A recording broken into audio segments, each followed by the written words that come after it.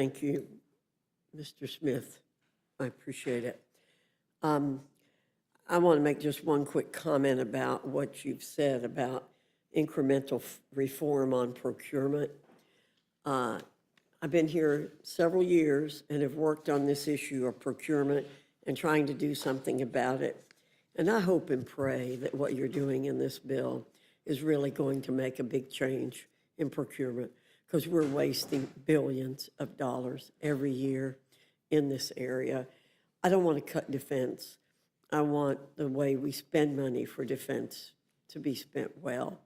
And I really am going to be watching this issue closely, because I think it's really critical to our overall national security issue. Chairman Rogers, we expect a robust amendment panel, so I'm going to keep my comments very brief.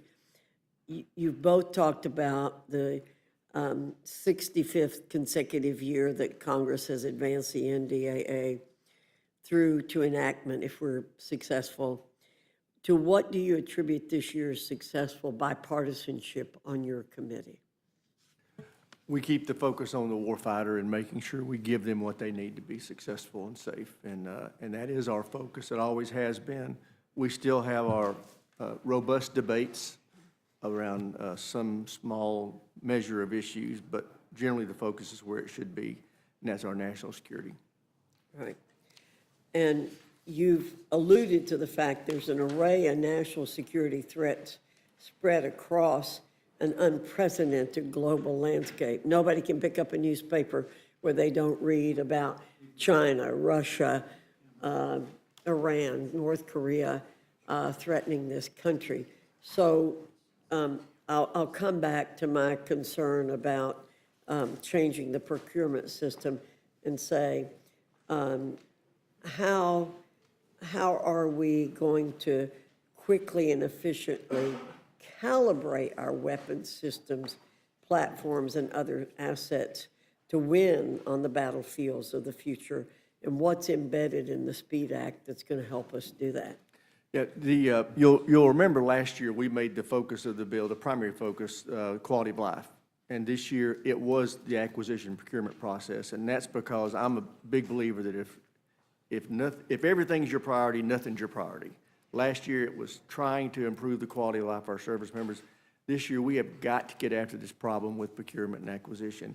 It is far too cumbersome, and which makes it expensive and antiquated by the time it happens.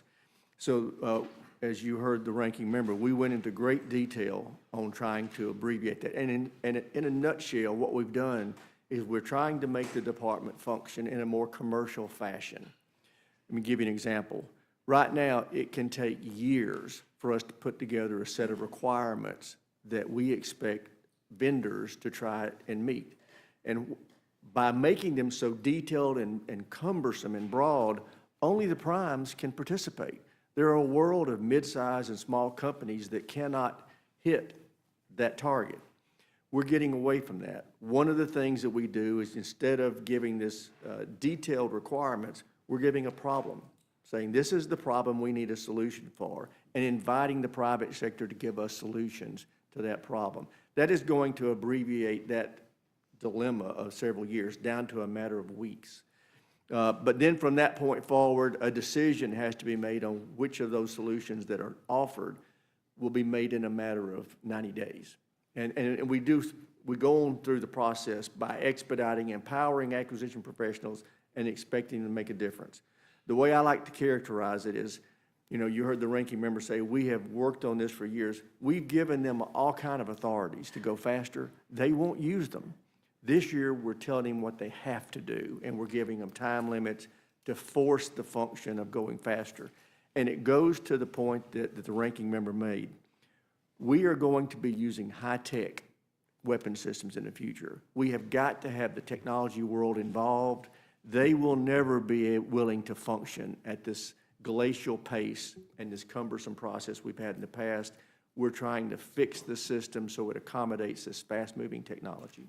Can I emphasize just one point on that, the requirements process? Simplifying the requirements process is the key. I remember I was visiting shipyard where they were refurbishing a littoral combat ship, which could get us into a whole nother conversation. But they were talking about, and I talked to one of the workers there, and they were repainting the portion of the ship that's under the water. And he told me that there were 1,200 pages of requirements for how to, and I don't doubt that it's more complicated than, I don't know, repainting your bathroom, but it shouldn't have that many pages of requirements. The requirements process has become a thing in and of itself, where they just sit around and come up with requirements, which if that's what you do, that's what you can do. But it has tied the hands of our ability to make the changes we need rapidly. It's going to be focused, as the chairman said, on outcomes. Here's what we want, get there as quickly as and intelligently as possible.